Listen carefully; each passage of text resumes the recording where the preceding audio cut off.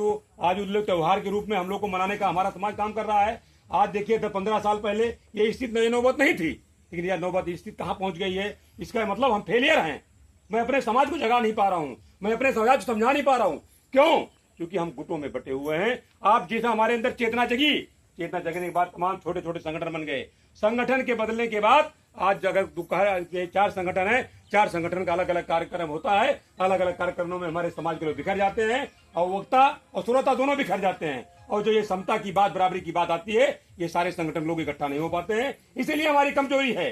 जात पात तो कमजोरी उनकी दी हुई यही है कि जात के आज हमें जात की बात कमजोरी दी होने के बाद में आज हम समता की बात नहीं कर पाते हैं। और आज देख लीजिए संविधान लागू कब हुआ। आज महिलाओं के अधिकार की बात बाबा साहब अम्बेडकर 1950 में संविधान पे हो गया। 14 अक्टूबर 1956 को बाबा साहब अम्बेडकर ने बहुत दम स्वीकार कर लिया।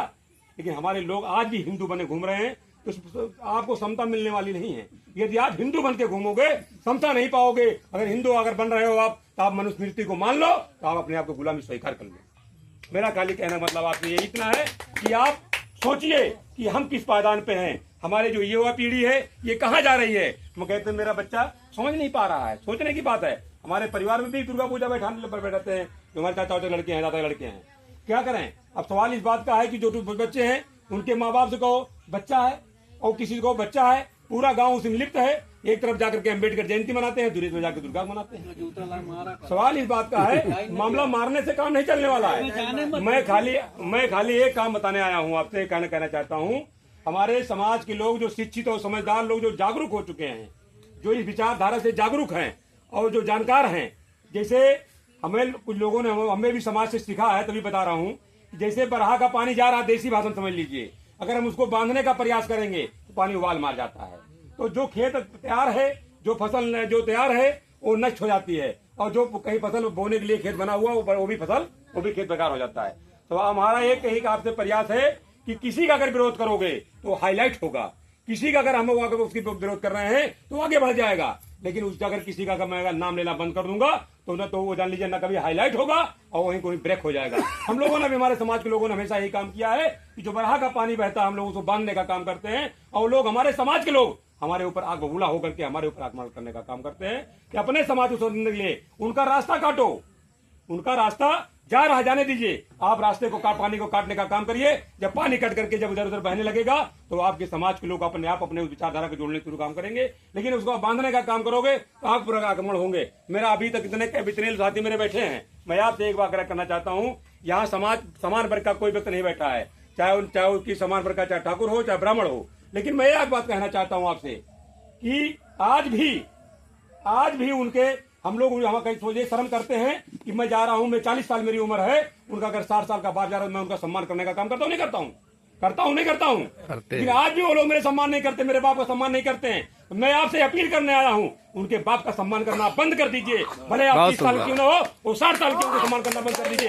जिस दिन सम्मान करना बंद कर दोगे उनके बाप को ठेस पहुंचेगी। ये तो लड़का, ये तो साला मेरे छोटा है, ये भी मेरा सम्मान नहीं कर रहा है। जब उनका सम्मान करना बंद करोगे, जब वो भी अपमानित झेलेंगे, तब उनको एहसास होगा, तब अपने परिवार को, अपने बच्चों को समझाने का काम करेंगे। मेरा आपसे अपील है कि अगर आप 40 साल के हो, उनका बाप अगर 80 साल का मरने जा रहा है, उसका सम्मान करना बंद कर दीजिए। उस दिन आपका सम्मान चालू होने लगेगा। मैं बता देना चाहता हूँ आपसे। लेकिन क्या है, मैं आज भी हमारे अंदर ये भरा हुआ है कि मैं अगर मेरा बाप अगर 50 साल का है, उनका अगर 80 साल का, मेरा बाप मुझसे नमस्ते कर रहा है, लेकिन उनका लड़का मेरे बाप से नमस्ते नहीं कर रहा है।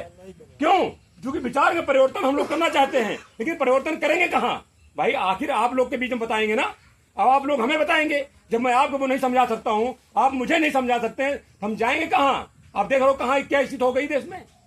गुलामी करते करते आज हम लोग, ये मनवादी भी जो व्यवस्था के लोग हैं, इनके गुलाम हो चुके हैं। मैं नहीं गुलाम हूं ना, माने मसराम पासवान जी नहीं गुलाम है ना, भागीरथ वर्मा जी नहीं गुलाम है ना, क्योंकि जानकार हैं। लेकिन इनके समाज के लोग गुलाम हैं। अगर वो जूता खाएंगे तो जूता भागीरथ वर्मा और मसराम पासवान जी भी खा रहे हैं, इसमें कोई दो शक नहीं है। आप जान लेना, आज हमारे समाज के लोग मारे जा रहे हैं, कल हम लोग चौराहे पे बेइज्जत होंगे, आप लोग भी नहीं खड़े होंगे। मैं बता देना चाहता हूँ, इसलिए नहीं खड़े होंगे क्योंकि ये गुरु प्रसाद मारे जाएंगे ना, कहोगे हमारा कोई रोल है ही नहीं, कोई मतलब नहीं है। तो हम लोग भाषणबाजी करें, बहुत करें, लेकिन एक बात मैं आपसे कहना चाहता हूँ, जो मार्ग तथागत बाबा साहब अम्बेडकर ने, तथागत बुद्ध ने दिया है, उस मार्ग पर आप बढ़िए, उनके मार्ग को छोड़िए और धर्म ही सबसे बड़ी राजनीति है। आज जान लेना इस बात को। मैंने कई जगह पर एक जगह बोला, लोगों ने विरोध किया कि धर्म कैसे बड़ी राजनीति हो सकती है। मेरा मतलब है धर्म के सहारे राजनीति जिंदगी की जाती है और धर्म के आड़ में लोग राजनीति करते हैं और उसी के साथ सत्ता पाने के बाद में हमारे ऊपर ये व्यवस्था अपनी व्यवस्था लागू करने का काम करते हैं। हमेशा इतिहास को देख लीजिए, धोखे से मारने वाले लोग बृहदत्त को धोखे से मार दिया, राम बन के बैठ गया। तो अब धोखे से मारने वाले लोग दुर्गा महिषासुर को मार करके आपने ये मां बन गई। हमें सवाल होता है हमारे यहाँ, तो हम तो सब सवाल मेरे पास लोग करने आते हैं। मैंने उनसे कहा जो आज दुर्गा ये जा रही हैं, मैंने कहा ये दुर्गा के बताओ, आप लोग दुर्गा माँ कहते हो अपने समाज में। मैंने कहा ये माँ कहाँ से है, इनकी शादी किससे हुई है, ये इनका बच्चा कौन सा बच्चा इनका है, ये कोई बताने का काम करे।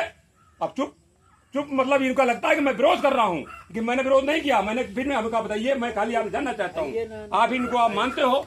हाँ मानते हैं भाई। किसी के बारे में बगैर जाने कैसे मान लोगे आप उसको? भाई इनकी शादी कहाँ पे हुई थी ना, भैया जन्म ना करी, इनके बच्चा कहाँ पैदा हुआ, जन्म ना करी, अम्मा कैसे हो गई?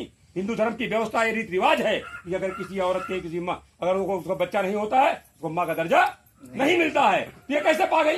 इसका मतलब कुछ न कुछ इसमें गुत्थी है। इसको हमें सुलझाने का काम करना चाहिए। आज सम्राट अशोक महान विजयदशमी है, दशहरा मार के आज रावण को जलाएंगे। हमारे अंदर इतनी चेतना नहीं जग पाई, मैं अपने समाज को जगा ले जाऊं। सवाल इस बात का है, जब तक मैं चेतूंगा नहीं तब तक कुछ मामला परिवर्तन हो नहीं सकता है। पहले आप सम्मान